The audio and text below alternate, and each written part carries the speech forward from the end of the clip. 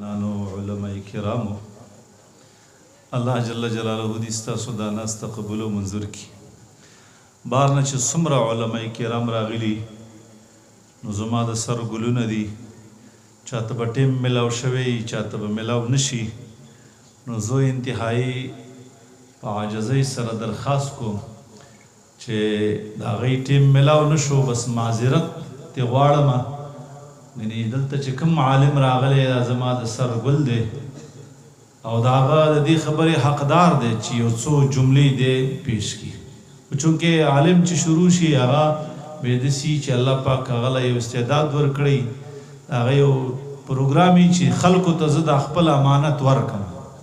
نو د ټولو علما کرامو نه معذرت غواړم او څومره سپین ږیري چې د بار نه راغلي، د کلو نه د لرې علاقو نه، نو هغوی ته ستړي مه شي او هرکلی ویم د دې خپل کلي او ولس د طرفه چا به اوبه څکلي، چا به یې نه څکلي، چا به چای څکلی، چا به نه څکلی.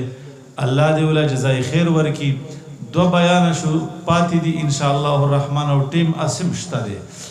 نو د خیره سره څنګه چې د ناستې مظاهره هم کړې ده دقسې انشاءالله د ناستې مظاهره وکئ. دستاربندي به وشي. اسې پروګرامونه موږ 2 را یو کړي دي، یو نه دی.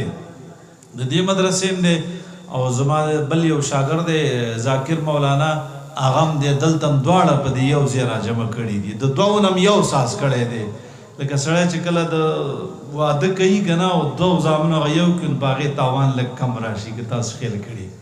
ټیک شوه. بله دا ده چې خلک داسې وو چې زما خپل سوچ هم نه و، خو بیا د کرکټو له خلک راغلی وو، خلکو ویل ټورنمنټ دی، مال موږ مولان به یو ټورنمنټ وکړو، موږ هم یو ټورنمنټ کوو. نو دا ټیم زموږ سره په تسلۍ سره واخلئ، بور نه شئ د خیره سره. الله دې تاسو له عزتونه درکړي. اوس د دې نه وروستو زه خپل درون میلمه مشر محترم معزز مکرم د ټولې ایجنسۍ امیر د اشاعت التوحید والسنه چې د هغه زیر صدارت دا ټول پروګرام روانو، هغه زموږ د دې مجلس ښکلا وه. یو بل اخري زما مشر ملګری برادر محترم مولانا عطاءالله رحماني صاحب هم تشریف فرما دی، هغه به راځي.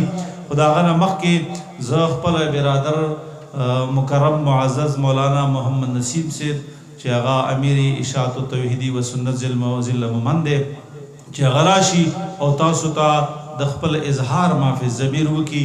نو انتهایی په وقار سره کېنئ د خیره سره او په تسلۍ سره کېنئ.